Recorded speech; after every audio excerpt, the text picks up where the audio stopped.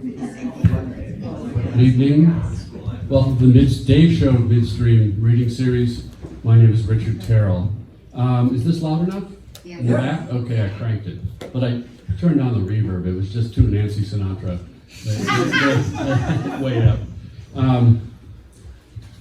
We want to thank Unity Unitarian for this great space. It's become our home. We're very happy here. And I want to thank Paul Matties, who's recording the reading, as always, and it will be available on our website when Paul gets around to posting it. And our website is midstreamreadingseries.wordpress.com.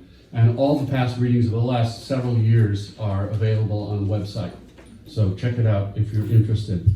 I know a lot of people here, and you're probably already on our very long mailing list, but if you're not, I'll send this around and give us your email, and we will not bug you. You get two messages only per month, and that's all, so you'll know what's going on.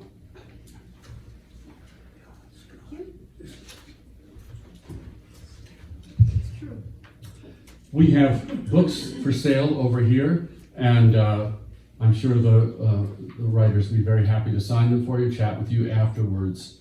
And all important, the bathrooms. Take a right, take another right, and it's over there. But you can't go through the wall, you have to go around. Patrick Cabello Hansel cannot be here tonight. He tested positive for COVID last night. Yeah. So, but he tells me that his symptoms are mild to moderate. So let's hope for the best for him. I'm pretty confident. He's a healthy guy. So we only have 3 readers tonight. I've given them a little longer leash if they want to go a minute or two over, but we will probably finish a little early. Okay.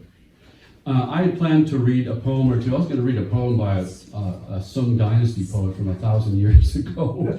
That'd be clever. But instead, enormous changes at the last minute, as Grayce Paley said.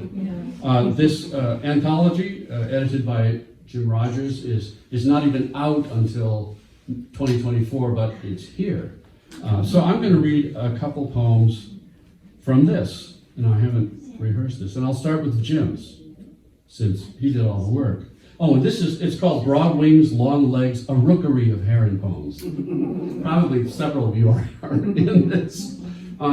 Here's James Rogers' poem, On the Cannon River for Pat Coleman.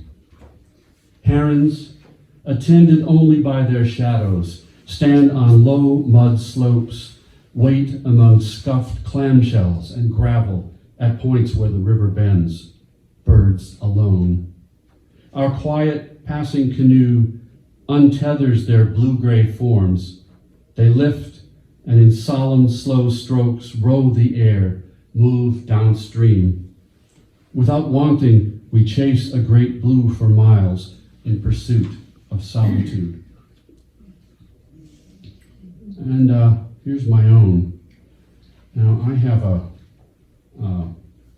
a bittern, which is related to heron, and Jem was nice enough to let that go. So. The Lake, after Yeats. It's after Yeats's poem, The Lake Isle of Innisfree, which I've really cribbed a lot of here. The lake. I'm getting up soon and going to the lake, where my father's cabin leans towards the north, more chinks between the logs than last year's newsprint could patch. Old kitchen pots on the front room floor to catch the roof's leaks. I'll catch black bass after dark in the lily pads, and each day my father will talk about hunting birds this fall, and my mother will read a book and occasionally remember dreaming. It's a place of such anticipation as when morning lifts its dew over the grass in August, and over blueberries too small in the wetlands, never grown sweet, and the bittern standing on one leg, and the loon sane as day. The mosquitoes buzz at evening sends us indoors, mostly safely. Everyone knows that joke and the holes in the rusted screens. Okay, I'm getting up now because for days I've heard the frogs awakening and the blackbird's fine syllables and the few cars on the road hidden behind the young red pines. I'm down that road, away, always away now, and looking toward its farthest bend.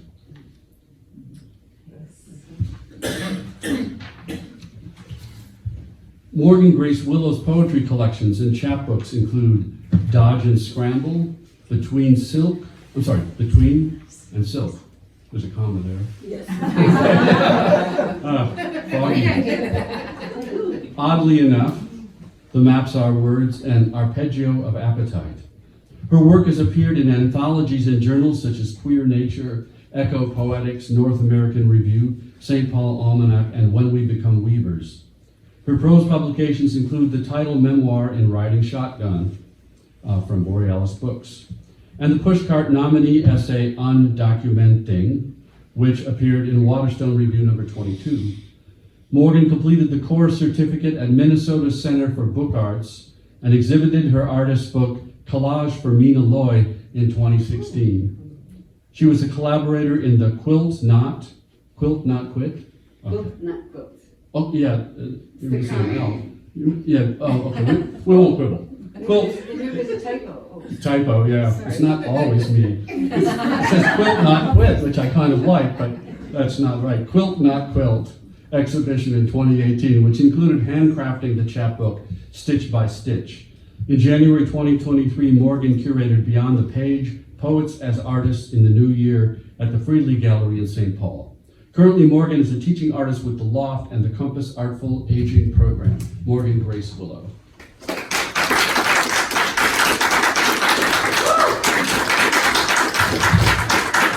Hello, everybody. Hello. It's wonderful to see you all. Thank you all for being here. And how's that volume? Sounds good back there? Okay, thanks for the thumbs up. Oh. Okay, so I'm going to start with my poem that's in Broad Wings, Long Legs. We just got this. Very exciting to have it in hand, unexpectedly no less. And my poem is a cinquain. A cinquain, some people pronounce it cinquain, is a 5-line poem that totals 22 syllables. Blue heron cinquain. Geekish, long-legged, long-necked in flight, foolish bird, squawking as if I'd steal your nest. Relax.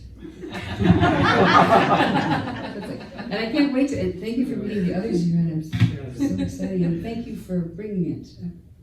Michael, there you are, thank you for bringing it. Okay, so as I was preparing for this, I was feeling a little sheepish because it feels to me as though I haven't been writing very many poems in the last few years because it's been a rough last few years. But the good news is that when I started digging around, I found more than I expected, and I'm really thrilled that that's the case. But before I go into that, I do want to thank you, Richard, and the other hosts of this series. Marg is here. And this wonderful church for this location, for everybody for keeping this reading series going, and each of you for coming tonight. So, I'm going to begin, well, this is actually a seasonal poem. You'll recognize this particular, yes. You can't hear? I got it. Okay. Just to hear. Near the machine. Let's see, get the right one here. Are we going to test? Better? Oh, is that better? Yeah. It sounds different. I can crank it more if you need it. Is this about, how's that? Test, a little. Okay.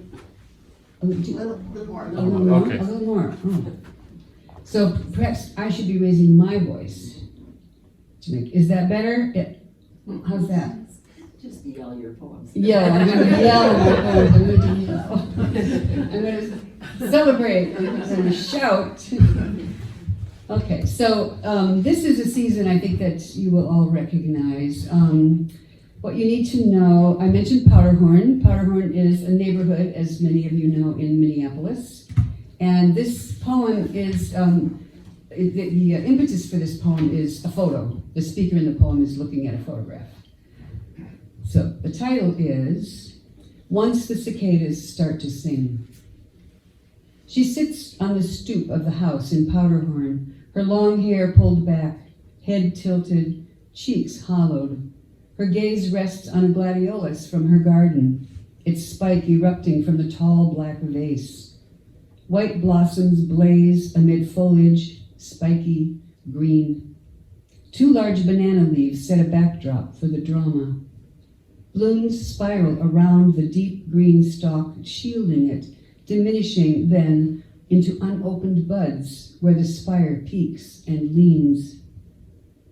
I remember the black top she wears, the bateau neckline, those white capri pants, earrings, necklace, thin wire glasses. That younger self ponders the flower, the curve, the light. In midsummer, cicadas begin their jagged chorus. At first just 1 or 2, around the 4th of July. She jotted down in her journal, though she couldn't be sure if the first call she noted was actually first to rend the summer hours, or merely her first notice. But once they began those sharp, rasping calls, she couldn't help but note how quickly the rest of the shortening days would pass, how barely heard. Thank you. So this next poem is essentially a backyard drama, and Blake's laughing. She was there. She was witness to it. Okay, so the title of the poem is Gesture. I grew up on a farm, so I had developed a fairly practical relationship with animals and death, and not everyone. That's not true for everyone. In our neighborhood in Northeast Minneapolis, we have way more rabbits than are sort of ecologically feasible. So I'm really fairly okay with some of them meeting up with a predator, but not everyone is. Anyway, so gesture. The pup thinks it's right and good to capture the bunny rabbit, snap it clean to death in a single shake. Job well done. The human disagrees. All her city-born notions of nature and its balance are cast adrift by this one fell predation. She goes into the house, returns with medical-grade latex gloves and a plastic trash bag. Meanwhile, a bright-eyed crow has perched on the ground beside the carcass. The crow eyes the human eyes the crow. Well, go ahead, says the human, if you want it. Take it. A moment of locked gaze. The crow flies off, carcass in its beak, alights on a nearby branch, looks back one more time, flies away. Flies away.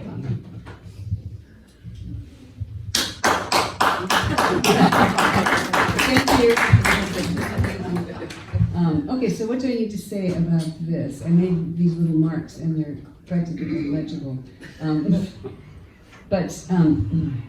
So I've been noticing lately there's a little boy who lives down the block from us who's about 18 months old, and when he walks down the block with either mom or dad, he does this pointing thing, he points at everything, and they'll say the name of it.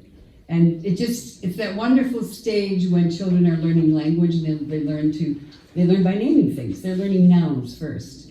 The sad thing on the other end of our lives is that nouns tend to get dropped from our memories earlier than other parts of the language. So this poem is called When Nouns Leave Us.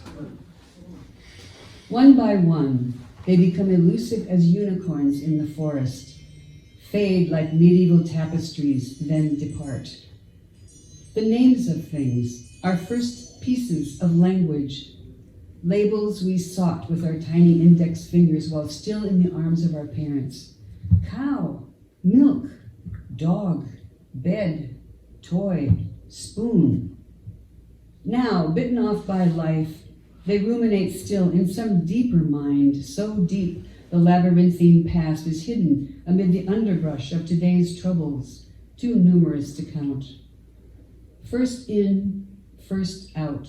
Common nouns, proper nouns, Even people we love most fall victim to namelessness.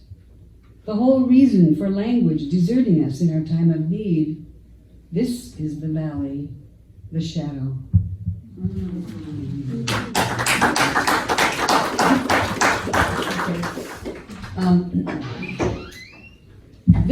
Everybody knows, I think, what Virga is. It's that rain that sort of starts to fall but never makes it all the way to the ground, or that illusion of rain.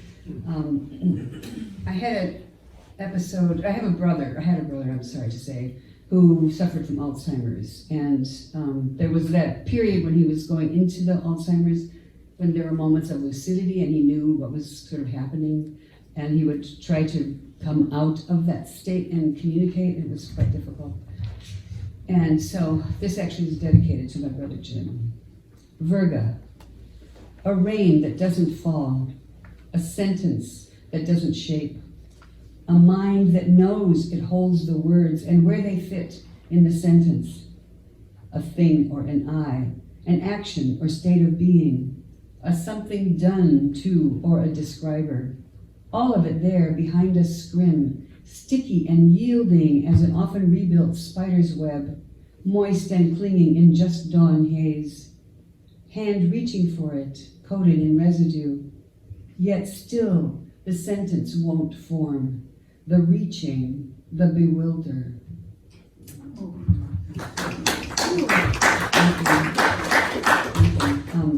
So parts of sentences and things like that sort of pop up in my poems quite a bit.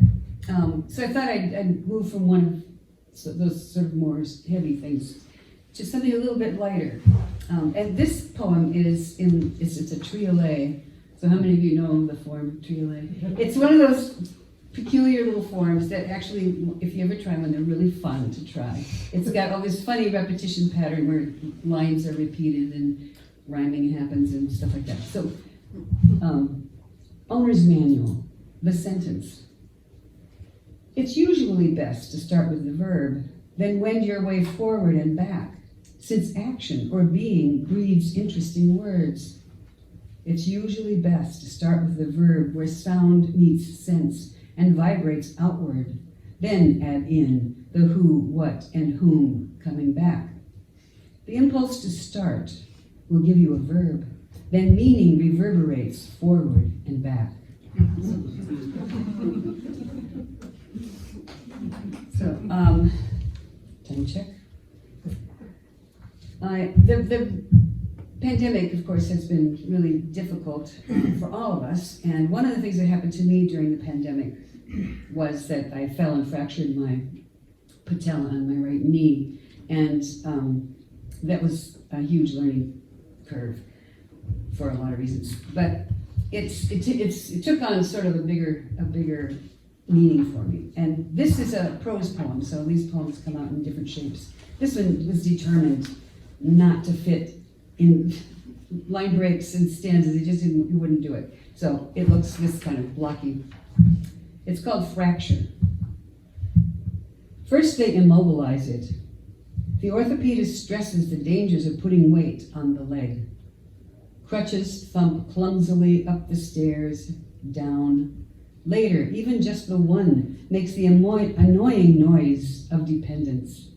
All the usual activities suspended, and of course, no driving. You get chauffeured around to the doctor, PT. Since the 15th century, the word, borrowed from Latin fractura, has been used in this way. As a verb, it also means to cause great disorder in. Patella is a lovely word. Just listen to the sound of it. Pa-tel-la. It comes from 15th century Latin, a diminutive of patina, meaning shallow dish. It can be used in a sentence such as, I broke a shallow dish. As if I had thrown a china saucer against the floor instead of a kneecap against the sidewalk. After the leg has forgotten how to bend, they ask you to bend it, then to bend it more and more. Meanwhile, beyond the dual cloister of broken knee and pandemic, A sitting president foments great disorder, fractures the rule of law, seeks to damage or destroy as if by rupturing both principle and fact of the Constitution. I do the bending exercises and the ones for strength. 3 months, the doctor said, for full recovery. The bone knitted back together like a sweater's drop stitch restored. I will achieve, if not full flexion, nearly so, I am told. The bone will scar. Future radiologists will see the callus in their pictures. This word, too, comes to us from Latin. In its adjective form, it means feeling or showing no sympathy for others. Hard-hearted. Will return to nearly full function, but the deep bone calluses will show up to historians, social scientists, poets, to anyone looking back from the future.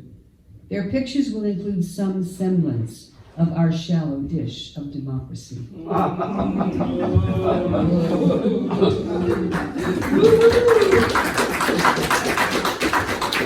Okay, so one thing that the pandemic did give me was baseball. For we ended up watching a lot of baseball. I became a Twins fan, for better or worse. But and it was seeping into my dreams. So I had a dream, and this is I'm not going to tell you the dream because the dream is in the poem. But this was a very surprising dream to me, and so I'm going to share it with you. It's called "Talking Baseball and Poetry with Robert Bly."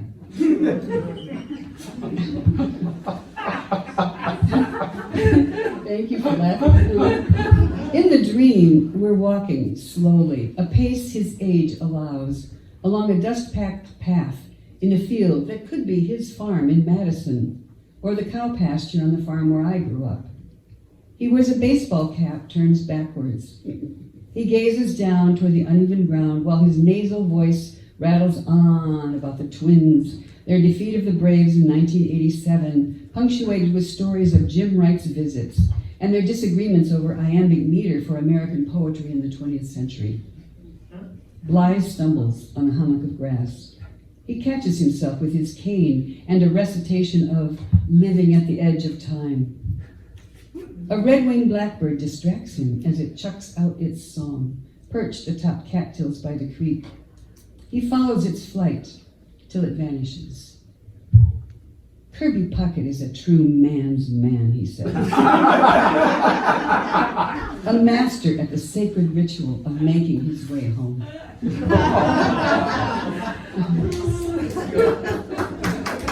you for laughing. So I've been fascinated lately by sort of couplings or pairings of words. Well, you can hear the word stuff, but I like words that are anagrams and homonyms and things like that, and they'll often pop up. And so this one, which I'm going to share with you. Oh, the other thing I should mention is that barns are the other things that keep cropping up, in my poetry. Even when I try not to write about barns, they show up. I grew up on a farm, a small family farm in Iowa. And on the top of a barn, there's often that little structure called the cupola. Well, if you take those letters and shift them around a little bit, you get the word copula, which is the name of the be verb in the middle of that kind of sentence. So this poem is called Cupola Copula. It joins the building to the sky, the above to the below. Earth, the looming red-sided, white-trimmed, gambrel-roofed barn. Storehouse for barley, coupled with sky. Summer cumulus, spring rains, winter blizzards, the tornado that eventually takes it down. Waste between transcendent and descent. Housing for pigeons, vent for explosive gases, light among the rafters, link between the subject and the predicate, the fulcrum of a seesaw, transfer between up and down, crown, apex, nadir, narrow crux of the hourglass. Thank you. I'm very pleased to say that I entered this poem in the poet-artist collaboration at Red Wing, and the poem was entered, And the artists then got to pick which poems they wanted to do a piece of art with. And to my wonder and astonishment, I was contacted by Emily Kohler-Gray, who's an artist who does reduction woodcuts. And I've been following her for years on Facebook, and I've seen her work at art fairs and things like that. And she said, I chose your poem. May I put it up on the website? I'm like, may you? And she did this amazingly beautiful woodcut of the copula. It shows the hourglass shape. It's just wonderful. So yeah, look for her when you do Art of World and stuff like that. So let's skip slowly a little bit. I'm going to read one more of those. I call them slash poems. File Life. The one I need is buried in the stack on my desk, or misplaced in the top drawer of this metal cabinet. Alphabetical order abandoned in this world where B seldom follows A like it used to. Much less Q nuzzling between P and R. The mound of bills, the partially ticked off to-do lists, the crooked stack of books waiting to be read, each with its own story, rushing headlong to the brink. We're advised to get our affairs in order. There's that word again. Order. Troublesome noun popping up random as recollections of my mother. Finally, in her last home, she got each kitchen cupboard, each drawer, sorted out just the way she wanted it. Woe betide any of us who put a mixing bowl or Tupperware lid in the wrong place. All in order. In order to what? To leave? That messy process whereby one body part breaks down and then another, dissolution as felt inside, where chaos reigns anyway, where memories reshuffle like a deck searching for its missing cards. Breathe into it, some advise. Maybe they're right. That slow in and out of breathing, the only reliable thing, until it isn't.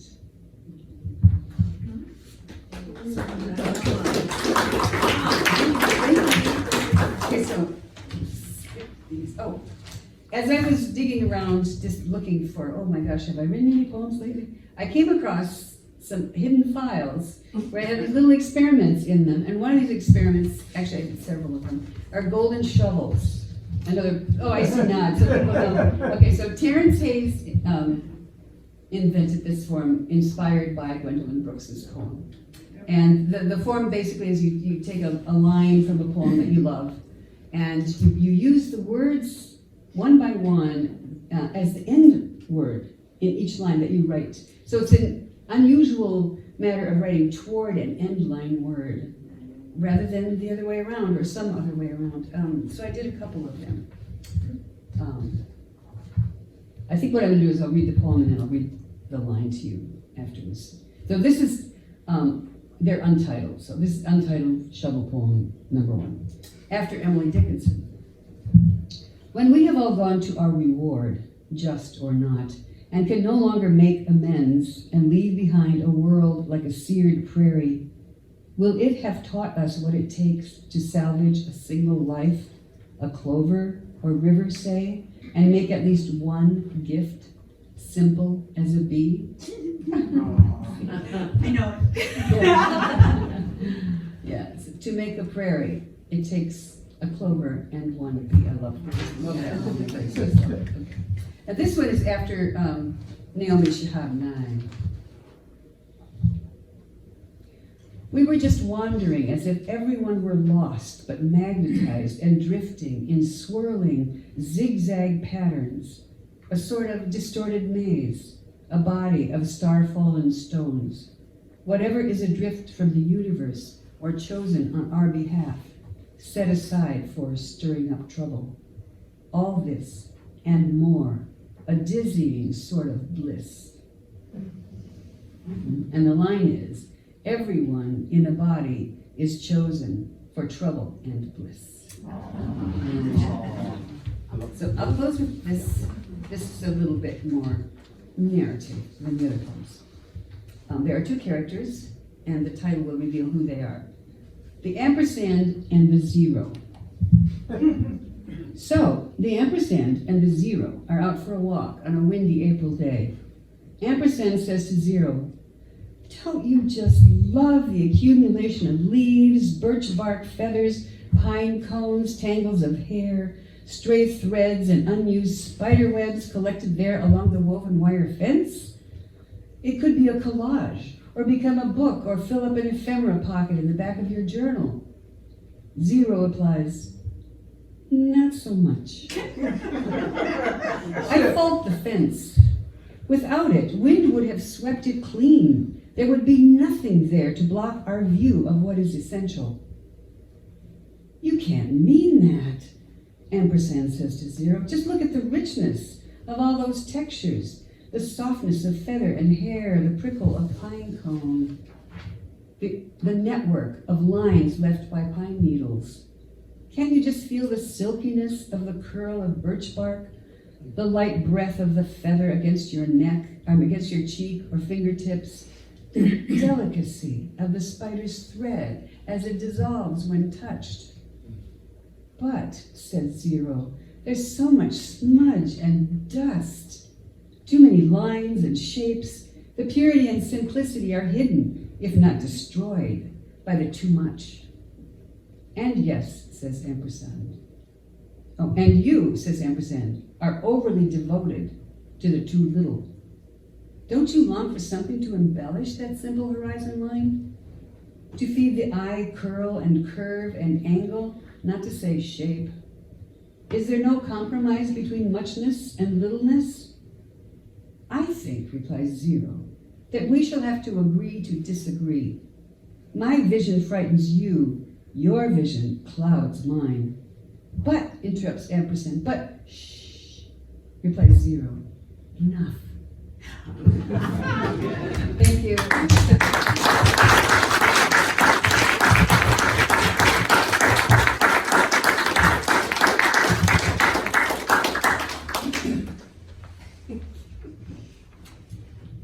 Grayce, Willow.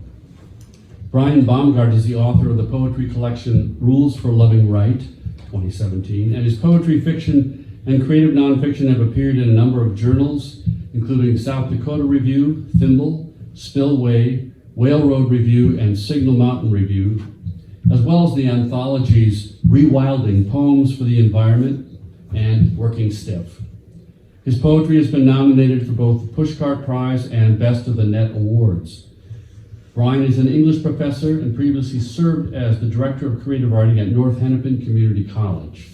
He was a 2018 Artist in Residence at University of Minnesota's Cedar Creek Ecological Science Reserve and served as a coordinator for the Minnesota State Write Like Us program from 2021 to 2023. He is the father of 2 teenagers, both of whom are absolutely ridiculous and terrifying. Brian Baumgart.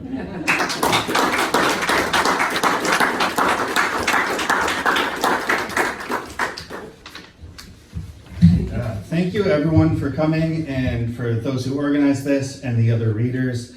I'm really excited to be here. I've got one poem I'm going to read. Of course, I had it marked right before I came up. From this weird sticky together copy of my book, which is sold out. If you are interested and want it, it is available on via e-reader, Kindle, so it's available on Amazon. The Evil Empire. Yeah. I'm going to read one, then I'm going to talk about a few different things. So the first poem is called How to Save Me to the Missionary Who Knocked on My Front Door. Print my name on the back of a milk carton, but use another man's face in the photo. Buy more milk than you will ever use. Call me at 3 o'clock in the morning to talk about the infomercial with knives that cut through cans and copper tubing. Tell me you too bought the knives and have never used them. Shake hands with the owners of boarding houses over a glass of water that has never been in a bottle. Tell them how much you care about humanity without talking about God or salvation. Write a poem in the snow. Write my name in the snow. Wipe out my name with your hands. Feel the freeze melt into the crevices between your fingers and know that this feeling is me. Nice.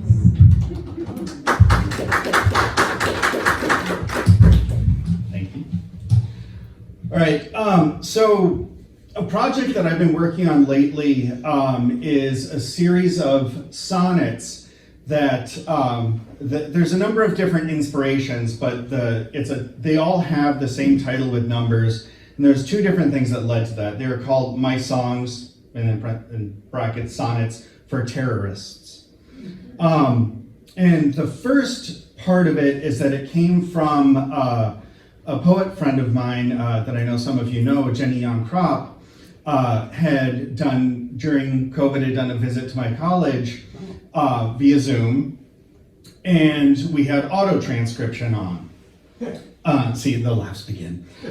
So she had said, in reference to some old poems that she had written, my sonnets were terrible. And the auto transcription said, my songs for terrorists. And I thought, that's kind of brilliant. I'm going to steal that. So I did. So that's where the title comes from. But I had actually I'd had a lot of these poems partially put together, like little bits of it, little images, scenes, things that I knew needed to be in something. And they had started coming up as epistolary writing, so these like letters, as if I'm talking to someone, and I thought, well, who am I going to write to? And when this title came to me via the auto transcription, I thought, okay, I'm going to write to terrorists. And by terrorists, I don't mean this like westernized version of terrorists that we have, but really anyone who causes horror or terror or fear through their actions, through intimidation. So this is connected to another series of poems I have. It's related to the mass shooters. So our school shootings, churches, malls, businesses, concerts, movie theaters. It's connected to the police killings of, we have locally George Floyd, and particularly Dante Wright. And the Dante Wright one, I'll say, hit me really heavily. My college is in Brooklyn Park. This occurred in Brooklyn Center. It's just right down the street. When it happened, 5 or 6 of my students called me because they were friends with Dante and wanted to talk about it. So we had a lot of conversations about that. I am not a licensed therapist, although I got to act in that role for almost a year. So that's a lot of this is connected to those. Another note, because Morgan mentioned Terrence Hayes, I liked, each of my poems had different titles at first, but if you're familiar with Terrence Hayes, he has his series of sonnets, that's the Sonnets for My Past and Future Assassins, in which they all have the same title. And I like that approach, and I'm seeing how that works for these. So they all are My Songs, Sonnets for Terrorists, number, whatever. And I'm going to read a few of those, and then I'm going to end with something else. And to note, I do not, like the other poets before me, have birds focused in my first poem, although there is a rabbit. If you could brush the snow just slightly, the rabbit, this fluff of speed and light could hasten from the hole burrowed under my front porch. And if you hold your rifle just so, the barrel watching the clouds serrate the cobalt sky, I could offer you a receipt for your loveliness, your generosity. I'd handwrite praises, life is life is life, and draw animals in crayon with forlorn eyes and thankful hands, because of course we are all the animals. And I apologize for breaking this analogy like a splintered toothpick. And the rabbit already rifles with fear, its back jittery, chest quaking with a heart just one crack away from exploding.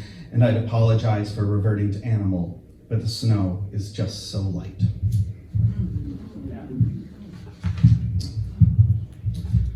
That was number 17, if it matters. The next one is number 23. When you were in love, soiled socks left on the floor like past lovers don't pile up. You clean, you turn fresh honey from stings to cream, the mouth feel just right. And if I'm having trouble explaining love, it's because your eyes are speaking death, and all teeth are sharper than razor blades, and there's nothing I'd rather do than keep speaking of love and honey and old laundry. It's so easy to forget when you're holding your lover close, sharing breath and sweet pastries, maybe a cup of milky tea or coffee. It's warmth spreading swifter than blood from a head wound. And here we are again.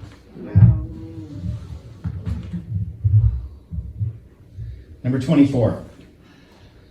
There is no music in the sound of gunfire, but we all hear the beautiful beat of the laying down of arms, one by one, our heads bobbing in rhythm. Baby, it's okay, you feel this. Let's dance in all the weird ways our bodies move with eyes open, eyes closed, our mouths peeling breaths from that little space between pink lips, sweet and heady and lovely, perhaps a little mint from the tips of tongues, saying, it's okay, baby, put down that gun, one by one, one by one.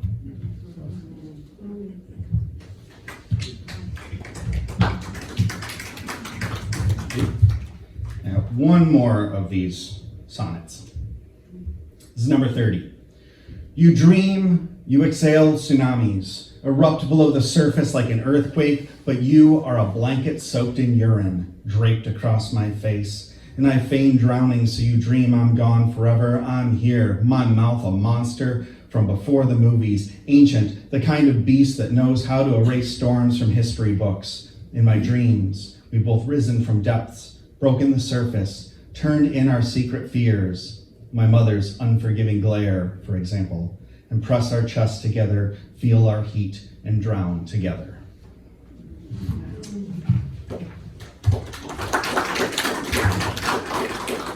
All right, I'm gonna make a little bit of a tonal shift here.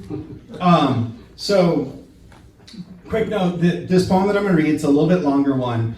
I've read it the past couple readings I've done. First one was at a brewery, next one was at a bar, so tone different. And I was thinking, I'm not gonna read this one today, I'm gonna read a few different things, but then my printer broke this morning and I already had this printed off, so you get it again. This one is called How to Teach English Composition at a Community College Near Minneapolis, or How I Teach English Composition at a Community College Near Minneapolis, or How I Imagine I Teach English Composition at a Community College Near Minneapolis, or How I Dream I Teach English Composition at a Community College Near Minneapolis. Yes. So, yes, I write a lot about teaching, I write a lot about my children. Here's one of my teaching ones. Imagine that your grandmother is in the back row knitting sweaters for each of the students whose own grandmothers have blinked out of this world. And I say this even though my own grandmothers have blinked out of this world and never touched a knitting needle except in those moments they spent on the floor of the closet wondering if he was going to come again and if the knitting needle could seal the cuts beyond the bruises or just keep him back a little longer. But don't worry, because even my grandmothers are there, knitting sweaters for students who bury caution in the snowdrifts to come to class. And once you're done imagining grandmothers, know it's time to greet your students with hands out, hands back, touching, not touching, embracing, distancing. But whatever way you do this, be sure to read all the signs that say if their histories of touch bring you in or hold you out, and know that they dictate what is okay. Okay? If you know their mystery, know you have become community. Speak their names. Speak their names in echoes of the quake inside their voices. I am Gail, I am Rashid, I am Marlon, I am Trinity, I am Bisan, I am Riley, I am Fatima, I am Nathan, I am Jazzy, I am Chi, I am Camila, I am Chua, I am Iman, I am. Let them tell their stories. Forget that. Let them tell their own stories. Let them tell their own nerdy stories. Let them tell their own queer-ass stories. Let them tell their own stories in which they've been broken by the world around them. Let them tell their own stories in which they felt joy in the living and the telling. Let them know that grades are not an assessment of their stories or their lives or their selves, and even though they won't believe you because they've been graded on who they are their entire lives, you're just some wall of academia standing or sitting in front of them, and even though you want to hold them and convince them that they are loved, know that grades are reward or punishment, and the only glory is telling our fucking beautiful stories of pain and joy and all that surrounds us. So make sure you tell your own nerdy, queer-ass stories. Like the one when you were 7 years old and your friends were riding their big wheels across the street and you never had a big wheel, and even though you weren't ever suffering for food, you felt that big wheels were a sign of success, or that you'd made it in this world. So you went to cross the street looking both ways because that's what you were taught, but looking both ways wasn't enough because some car still crashed into the side of your 7-year-old body and tossed you through the air onto your skull. And this is when you show them the scar on the back of your head to say, yes, I'm telling you the truth, and I have the scars to prove it. And perhaps at this point, if you're telling the story, your limp comes back. Left leg stiff, a little jacked up, and you're pacing, but not like a tiger in a cage. That's too easy, too aggressive, but like a pet dog who has to pee, and no one is opening the door. And you let your students know that you survived, that you're okay, that you went from head injury to college professor, and maybe some of them will get this message, but most will wonder what's next. So you tell them you woke up dizzy and spinning, no pain, no nothing, and that emergency folks were working on you, telling you that you'd be okay, but you started crying, not for fear of your injuries, but because those emergency folks were cutting off your best pair of red sweatpants that you just loved so much, and because you didn't want your neighbors and your friends with their fucking big wheels to see your underwear. Say, fucking big wheels. Say that your story has a lot more to it, like a broken femur and bad recovery and an additional scar on your mother's leg, even if that doesn't make sense. Say that all our stories have a lot more to them, that this is simply a class, and even if their writing is fucking brilliant, it still won't encompass everything and all that they are. Say fucking brilliant, because they're fucking brilliant. Tell them this. Don't ever forget that Fatima and Rashid and Jazzy and Trinity and Chua and Nathan are all fucking brilliant. They are light. Imagine your grandmother in the back row clapping for you because you can't forget that you too are brilliant, that you are light. When a student falls asleep in class, let them sleep. It might be the only sleep they've gotten this week. When a student cries in class, let them cry. It might be the only safe place to cry this life. When a student says they don't get the lesson or your nerdy queer-ass stories, tell them it's okay. There will be plenty more. Offer them plenty more. Ask them what language they live in. Ask them if their histories are buried inside their lungs or their gut. Ask them how many breaths they take when they're afraid of failing. Ask them to describe the music that plays in their minds and mouths when they feel seen. Listen to their answers if they choose to share them, because this is the birth of magic. Do not grade them on their magic. I've made the mistake of grading their magic. You'll make the mistake of grading their magic. Remember that writing is more than paragraphs. Writing wears our skin and dances to music that hasn't been performed yet. It screams into canyons carved by billions of years of planets cracking wide. Show them how to scream and dance. They already know how to wear their own skin, so don't pretend you know. That skin is both real and imaginary. Or that everything lends itself to literary analysis because sometimes a pen is just a pen, skin is just skin, and an absence is just absence. If you feel them slipping, wink and say you have the real reason for this class and that it's just around the corner, just under the cover page, just on the palm side of their hands, and when they look at the lines and crevices and scars and blisters and that one spot of darker or lighter skin they've been concerned about since they can remember, tell them language is a trick.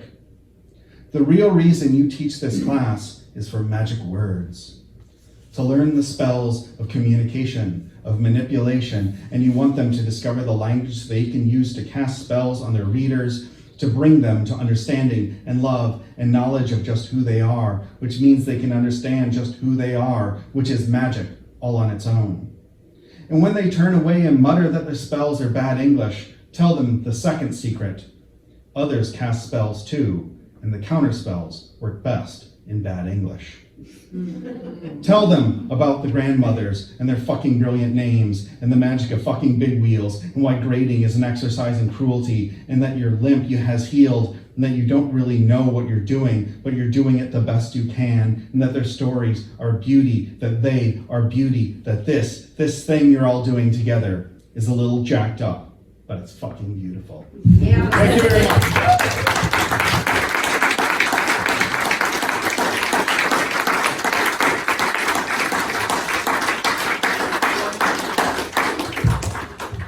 Baumgart. Unity, Church Unitarian gives us this lovely space, and so we passed the hat, and because it's a church, we actually have a collection basket. Slick. And so if you're so inclined and your bank account allows, if you want to throw in a little something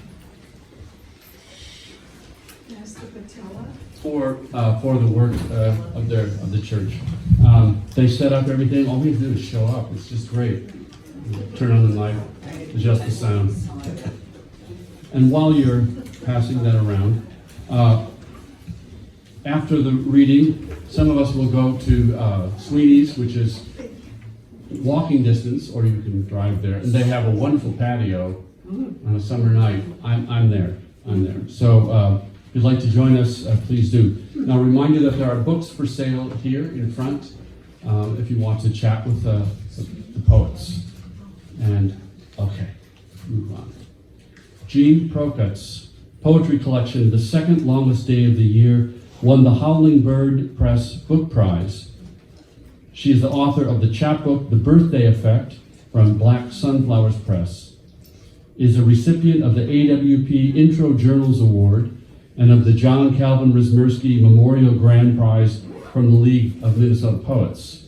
She has poetry and nonfiction published in Verse Daily, Rattle, and Arts and Letters, among other journals.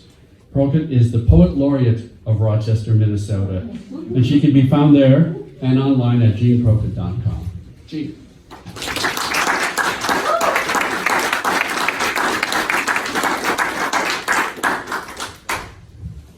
Thank you, everyone, for having me. Thank you, Dick, for inviting me to read. I'm really excited. I was not going to read this poem, but it is about a rabbit and a dog and that rabbit's demise. So I'm going to read it. It's called Anthropomorphism. And this isn't the first time I've sworn in a church, and it won't be the last. So thanks for opening that door, Brian. We're Unitarians. Yeah. I grew up Catholic, so the guilt is there. Anthropomorphism. Our dogs killed a rabbit this morning. Its scream was like a bird caw, and I saw them tugging the toy, distinct white tail, until they disappeared behind the garage to finish the maul. My husband took care of it. He held a black, heavy-bottomed garbage bag, and I imagined the crumpled carnage inside. What was it like? Did they eat it? No, but they ripped its belly open. Its guts were spilling out. There's blood on the back fence if you want to go see. We looked to the dog's bonded pair on the couch. Well, fuck, that's disgusting. I'm just trying to give you some imagery to work with here. What have I done to raise such carnivores? Brian cracks. Maybe they did it for your Mother's Day gift. And now I wonder if I should factor this into our decision about whether we'll have a child, because we can't decide. If this were a Stephen King novel, I'd get pregnant, but it would be rabbit babies and they'd fall out of my uterus. Or I'd be making my morning coffee a week later and a bloody cottontail and bones would fall into the pot. Later, I scroll through my phone and Brian asks what I'm looking at.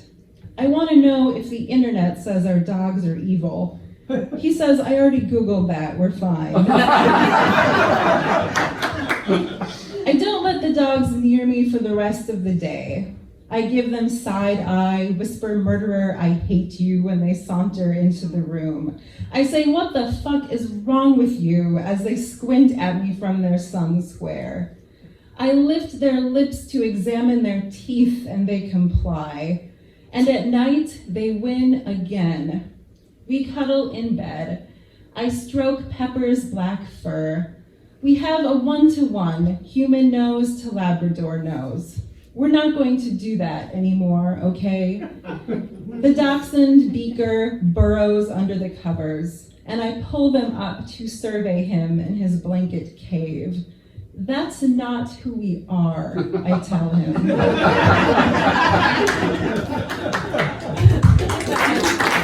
There have been multiple murders since, lesson not learned from that. That is from my book, The Second Longest Day of the Year. It came out a couple years ago, but I want to read a few new poems. As Dick said, I was elected Rochester's Poet Laureate in April, which is, I didn't really know what that would entail, but it's been kind of a fun experience, although I have not written very much since it has happened. But this is one poem that I have written about Rochester. I'm not sure if anyone is familiar with Rochester. Usually when people visit there, it's not for the greatest reason, unfortunately. But Rochester is overrun by geese, very large geese. And I did a little bit of research as to why. So I read a lot of city council meetings and notes and history. So it is actually a little bit of a history. I don't know, there actually is a history there. So this poem is about that. It's called In Response to the Various Geese Conflicts. I call Canadian geese murder cobra chickens. On my morning run, I hopscotch around droppings and envy their confidence.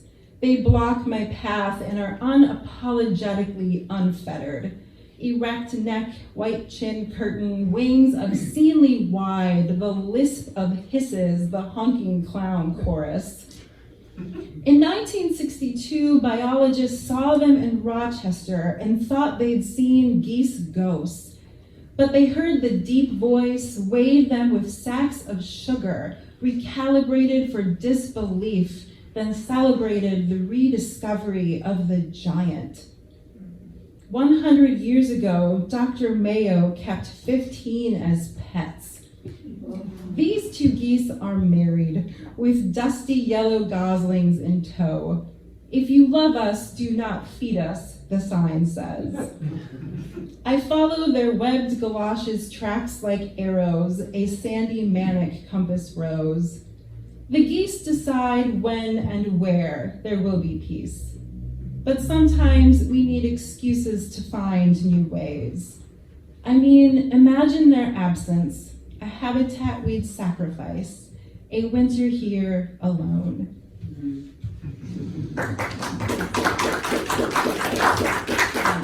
So the reason they stay is because it used to be that the dam would keep the water warm in Rochester, so it was like a little hot tub for them all winter. So why would you leave? It's like a free resort.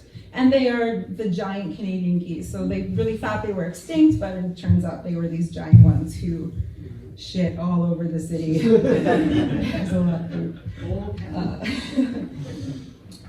This poem is called Over Winter Break. I wrote it over winter break, so maybe we could just take a second and be like, I am so grateful I don't have a big parka on the back of my chair right now and like snow boots. And this is, it's like, oh, this is over winter break, but right now it's August. The dog pisses on one Christmas gift, and it's the planner I bought my husband, which doesn't bode well for the new year. I spend winter break watching trash TV, and when the ASPCA commercial plays and the sad lady voice tells sad stories about bony animals who shiver like birds, I tell the dogs, you don't know how good you've got it. And they say, bitch, you don't know how good you've got it. I like to get high and watch the concert in Central Park. I like when Paul Simon makes a joke about loose joints. I fall asleep to this a lot. I like America and when Kodachrome becomes Maybelline. The planner was a passive-aggressive gift because my husband forgets dates, but he still loves me and the pee didn't leak through the wrapping paper. When I bring our stack of Christmas cards to the post office, I see a man with a box, holes cut in like a cheese grater, and a sticker on the side, warning birds. I'm nervous to start conversations, so press the metal corners of the envelopes into my palm. But I must know, what kind of birds do you have in there? He says, these are racing pigeons to send to Thailand, and they make me money if they don't die. These trick birds and their ironic airmail follow me all day. At the doctor, we wonder if increased dosage will help. No, it's just the winter. Winters are bleeding me. And I don't think I can be a teacher anymore, or watch the news. At home, the dogs and I sigh like sentences. I like to get drunk and watch the concert in Central Park. I like how Garfunkel puts his thumbs in his front jean pockets. I pretend he wasn't a huge dick and they've always been friends. I fall asleep to this often. My husband comes to bed, presses his hand to my back to wake me. The dogs are under my arms like pillow-sized potatoes. Is it okay if I turn this off? Of course. Simon and Garfunkel will be back tomorrow, the cramped crowd bouncing along. The concert never ends. My husband will always press his hand to me, and the dogs will always be under arm or under tree. We can pretend that. In dreams, we are allowed. Tomorrow morning, I'll put on the coffee and my concert in Central Park record. I wake up to this sometimes. I'll do the dishes because it is winter break and I have time. Out the window, a bird or two hops in snow and seems to like it. I like the horns and I like how tight the harmonies are.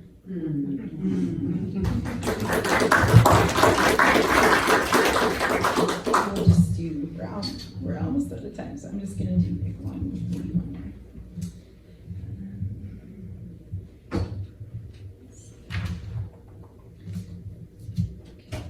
This one is called Weird Anatomy.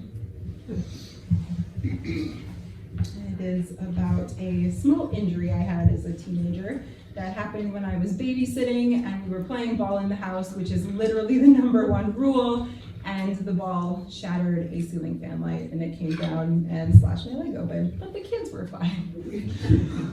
Weird Anatomy. One time I saw my literal fat. It's called the hypodermis. It was marbled, a jaundice-colored brain, just a little blood, cherry glaze. The cut, a 3-inch hangnail, the fat hiding underneath the flap. You probably want me to say, my God, it was beautiful, but it was disgusting. A chini di pepe suspended in jello. 6 stitches hit it. An L-shaped scar remains. Underneath the blood stuff, there is so much padding. What if it were wires, silver popping circuits? It'd be better to have electricity to keep me warm. So I'm sorry for this body. I'm not the one who made it. Thank you.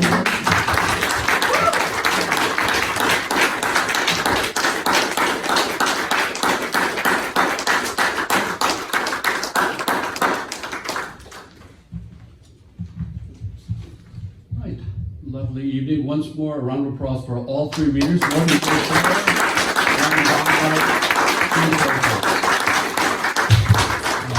remind you that we'll be at the patio at Sweetie's and that there are books here. And next month, is it, Mark, is it September 7th? I forgot to look that. The first Thursday of September, we will be back. And the readers will, Mark Walker is the host. And the readers will be Siggy Leonard, Kim Allen Chapman, Robert Grunst, and Elizabeth Jarrett Andrew. So I hope to see you then. Thank you.